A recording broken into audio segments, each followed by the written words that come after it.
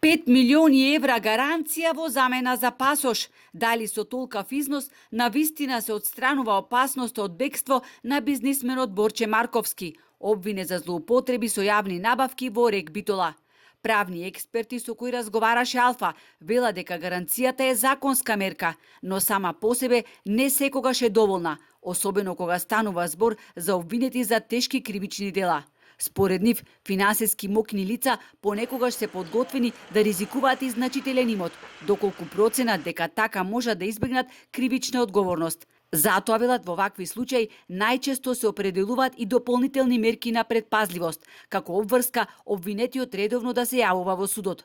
Подсетуваат и дека обвинетиот не беше нити во притвор, што само по себе е олеснителна околност. Сепак за Марковски, основниот суд во Струга донесе одлука да му го врати пасошот, откако струшкото обвинителство даде согласност, а судот ја прифати гаранцијата вредна повеќе од 5 милиони евра. Овластен подносител на ваквото барање е основното јавно обвинителство Струга. Откако тие дадоа согласност да му се врати патната исправа на обвинетиот Марковски, кривичниот совет составен од тројца судии одржа колегиум.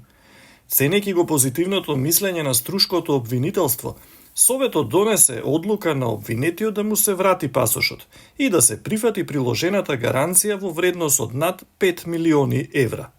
Инаку обвинението беше поднесено пред 7 месеци од битолското обвинителство против 8 физички и едно правно лице за тендер во РЕК Битола вреден околу 1,7 милиони евра од 2023 година. Станува збор за набавка поврзана со дислокација на поконските станици од рудникот Осломе во рудниците на РЕК Битола. Покрај Марковски, обвинети се и 5 вработени во РЕК Битола и 2 вработени во неговата компанија. Судењето кое започна во основниот суд во Битола, подоцна беше префрлено во Струга, но уште на самиот почеток беше одложено. Причината беше затоа што еден од обвинетите има ангажирано нов бранител. Во меѓувреме неговиот претходен бранител го изнесе судот дека како последица несреќен случај се здобил со повреда поради кој има потешкоти во движење. Дали за кривични дела злоупотреба за кој што се терета има основа за затворска казна? Да, за сите дела за кои што се теретат има основа за затворска казна. А дали тоа ќе се докаже се разбира во текот на поставката.